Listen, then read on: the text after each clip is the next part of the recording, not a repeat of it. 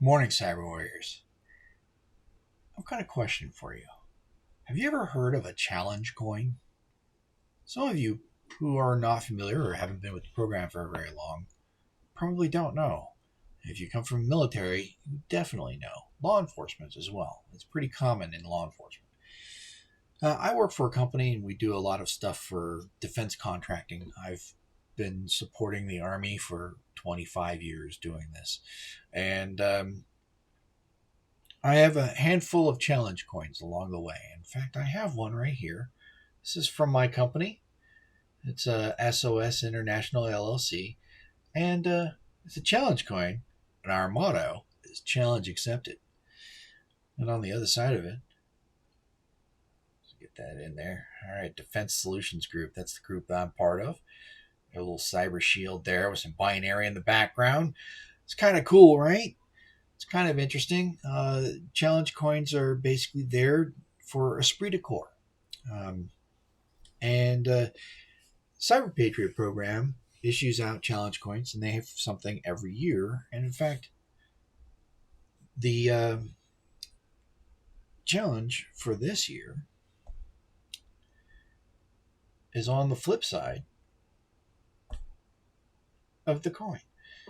If you look around the edge here, and I'll bring this up and give you a closer look at it in a moment. But every year they have a little challenge on there. And that challenge is a little coded phrase or something, and it's always kind of neat. So for you CyberPatriot, you Cyber Warriors out there, have you already decoded your hidden message on your challenge coin? Well, if you haven't seen the challenge coin, you don't have that, you don't know what it is, today's your chance. So let's go ahead and give it a try.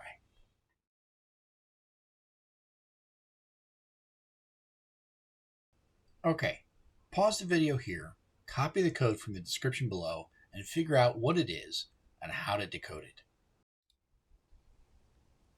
All right, and we're back.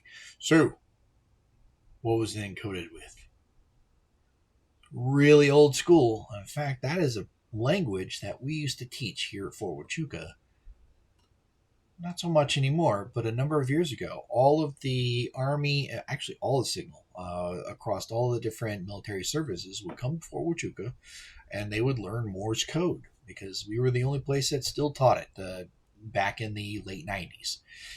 So anyway, Morse Code, which means we need to have a Morse Code translator because it's definitely a whole different language. And that Morse Code alphabet looks like yeah. That's a lot of interesting stuff. Punctuation, numbers, and the alphabet. Series of dots and dashes. A lot of you probably heard of SOS for Save Our Ship. It's a standard phrase for an emergency. And you, even though you've heard SOS, you may not have known where that came from. And the fact it was ... dash, ...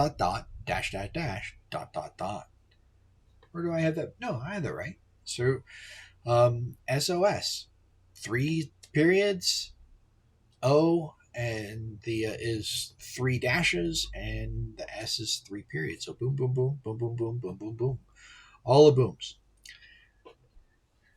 All right, so let's go and decode this particular thing. Lovely thing about this is you can type in a phrase here, and it does an instantaneous translation, which is beautiful. And we can go the other way by pasting in our phrase from the coin, and there it is, celebrating CyberPatriot's 15th season, which is kind of cool when you think about it. 15 years CyberPatriot's been around. And I like that they do a different challenge for each year.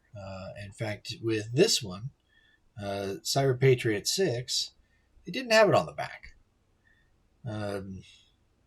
Northrop Grumman. I used to work for Northrop Grumman once upon forever ago. But I'm not sure this is going to come out very well. But this is a series of numbers and a handful of letters. And if you took the time to do the stuff with Morse code, you will have seen the other challenge. And I want you to go ahead and figure that one out. Go ahead and pause it, and then come back when you're done.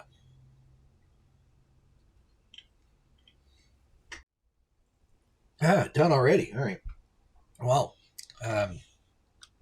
so let's get right on to it.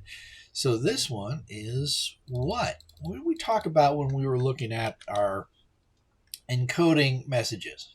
So base 64 is generally alphabet with a handful of numbers, where hex is the opposite. It's a whole bunch of numbers with a handful of letters. All right, so now we need to use a hex converter, right? Let's take a look.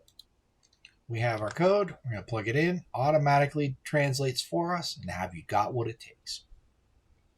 Well, so do you have what it takes?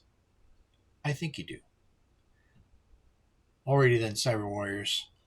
I hope you learned something today. Hope you had a little bit of fun. Happy hunting, and I'll see you in the next video.